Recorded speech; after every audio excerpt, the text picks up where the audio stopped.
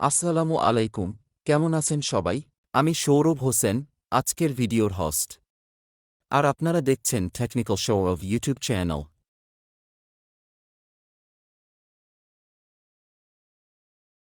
Metro রেলের ticket যেভাবে পাওয়া যাবে। বহুল প্রতীক্ষিত ঢাকার প্রথম মেট্রো রেল আগামীকাল বুধবার উদ্বোধন করা হবে।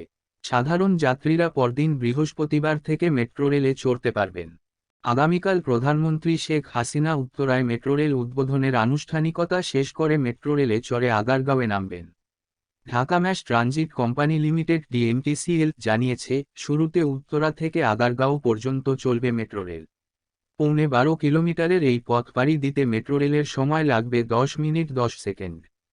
শুরুতে মেট্রো রেল চলবে দিনে 4 ঘন্টা, সকাল 8 থেকে দুপুর 12টা পর্যন্ত। উত্তরা থেকে আগারগাঁও পর্যন্ত চলার সময় ট্রেন মাঝপথে কোথাও থামবে না। শুরুতে উত্তরা ও আগারগাঁও স্টেশন থেকে টিকিট কাটা যাবে। এই পথের ভাড়া 60 টাকা। প্রথম দিকে স্টেশনে দুই ধরনের কার্ড পাওয়া যাবে, স্থায়ী ও একযাত্রার সিঙ্গেল জার্নি কার্ড। শুরুতে মেট্রো রেল স্টেশন থেকেই এই কার্ড কিনতে হবে। পরে পর্যায়ক্রমে স্টেশনের বাইরে কার্ড বিক্রির জন্য কিছু প্রতিষ্ঠান নিয়োগের উদ্যোগ নিয়েছে কর্তৃপক্ষ। 10 বছর মেয়াদি স্থায়ী কার্ড কিনতে হবে 200 টাকা দিয়ে। এই কার্ড দিয়ে যাতায়াতের জন্য প্রয়োজনমতো টাকা রিচার্জ করা যাবে। স্থায়ী কার্ড পেতে নিবন্ধন করতে হবে। বৃহস্পতিবার ডিএমটিসিএল এর ওয়েবসাইটে নিবন্ধনের লিঙ্ক দেওয়া হবে। এদিন থেকে নিবন্ধন করা যাবে। নিবন্ধন করতে নিজের নাম, মাতা-পিতার নাম, জাতীয় পরিচয়পত্র এনআইডি বা পাসপোর্ট নম্বর, মুঠোফোন নম্বর, ইমেইল আইডি লাগবে।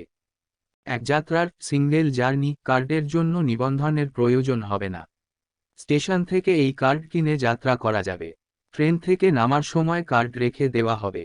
স্টেশনের টিকিট অফিস মেশিন টিওএম থেকে বিক্রয়কর্মীর সহায়তায় কার্ড কেনা যাবে।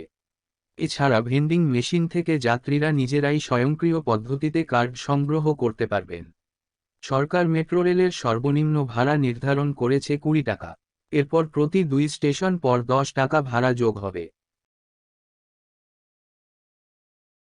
অবশ্যই শেয়ার করবেন এবং অন্যকেও জানতে সাহায্য করবেন আশা করি। আর হ্যাঁ, আমার চ্যানেলে সাবস্ক্রাইব তো মাস্ট।